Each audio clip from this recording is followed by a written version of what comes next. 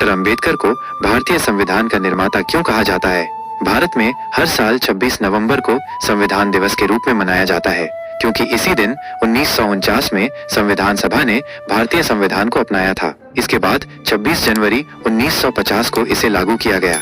हम सभी जानते हैं कि डॉक्टर भीमराव अंबेडकर को भारतीय संविधान का निर्माता माना जाता है। वो संविधान की ड्राफ्टिंग कमेटी के अध्यक्ष थे, लेकिन बहुत कम लोगों को ये बात पता है कि संविधान का मसौदा तैयार करने का अधिकांश बोझ अकेले उन पर आ गया था। इसी कारण उन्हें संविधान का निर्माता कहा जाता है। संविधान का ड्राफ्ट बनाने के लिए बनी थी 7 सदस्यों की कमेटी। संविधान का मसौदा तैयार करने के लिए 7 सदस्यों की ड्राफ्टिंग कमेटी बनाई गई थी। इस कमेटी के अध्यक्ष डॉक्टर आम्बेडकर थे।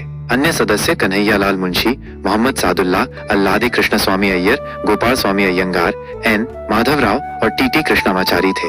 इस प्रारूप समिति ने मई 1947 में संविधान सभा के सामने मसौदा पेश किया था, जिसमें 7,500 से ज्यादा संशोधन सुझाए गए और लगभग 2,500 को स्वीकार किया गया।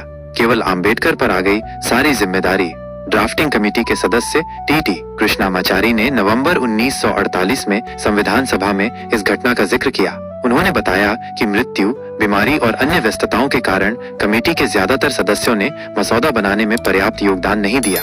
दरअसल 7 सदस्यों में से एक सदस्य बीमार हो गए, 2 सदस्य दिल्ली के बाहर थे, 1 सदस्य विदेश में थे, 1 ने बीच में इस्तीफा दे दिया, वहीं 1 सदस्य ने ज्वाइन नहीं किया। इस प्रकार 7 सदस्यों वाली कमेटी में केवल डॉक्टर अंबेडकर के कंधों पर संविधान का ड्राफ्ट बनाने की सारी जिम्मेदारी आ गई।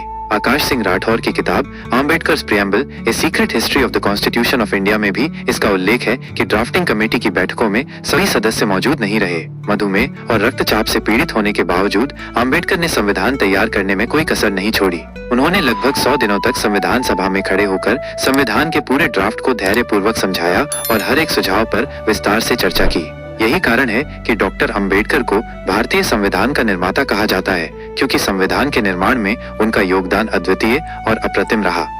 बाबा साहब की मुहिम से जुड़े रहने के लिए सब्सक्राइब करें ज्ञान का प्रतीक।